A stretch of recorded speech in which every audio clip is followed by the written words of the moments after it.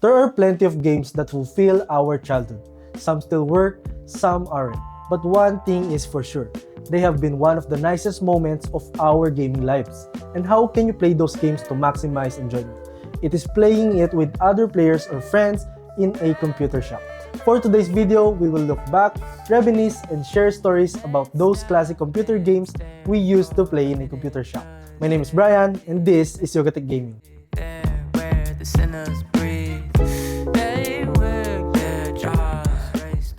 If you were born in the 90s or even the late 80s, I'm sure that there was a time when you experienced playing computer games in a computer shop, whether it is an offline or online games. What's best about playing games in a computer shop, for me, is that you can enjoy it in the company of people with the same interests. And what's better to start things off, aside from LAN game we used to play and interact with others.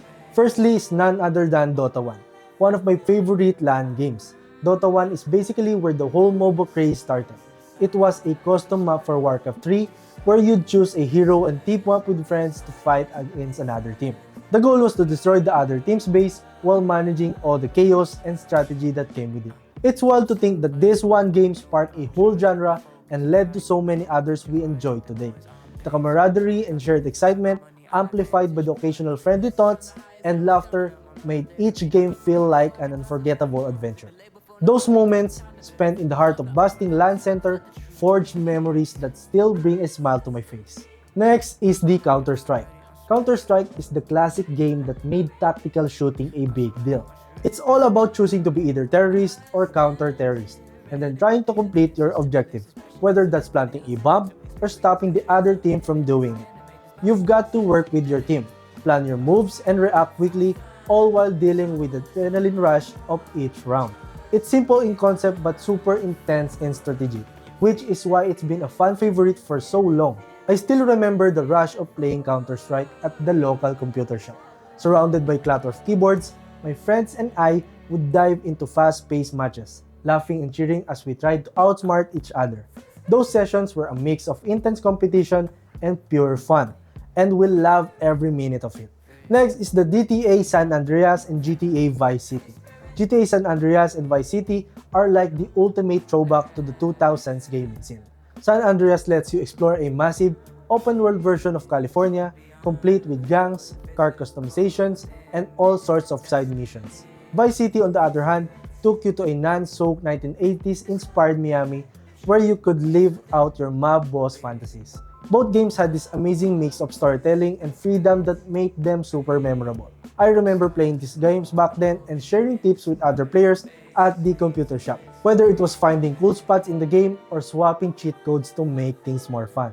Next is the Battle Realms. Battle Realms is a real-time strategy game that mixes Asian mythology with cool tactics. You get to build up your base, gather resources, and lead your troops into battles. What makes it stand out is its unique factions and stunning hand-drawn art.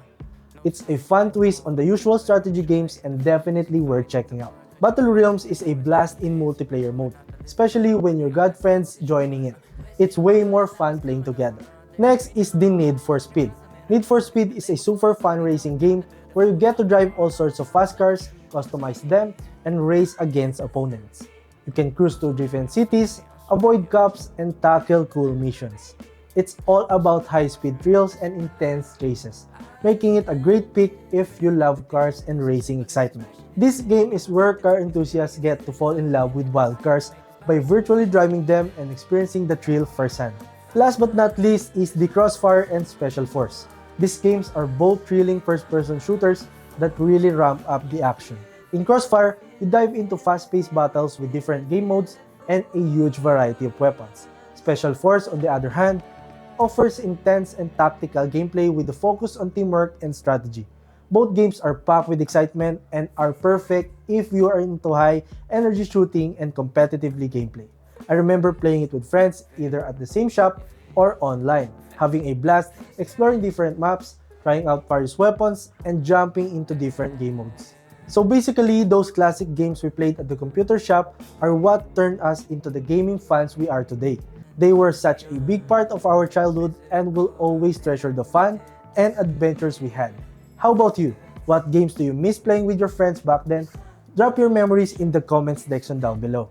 And that's it. I hope you learned a thing or two in this video, and if you did, be sure to leave a like, subscribe to our channel for more content, and hit that bell icon so you don't miss any future uploads. This is Brian, and see you again on the next one.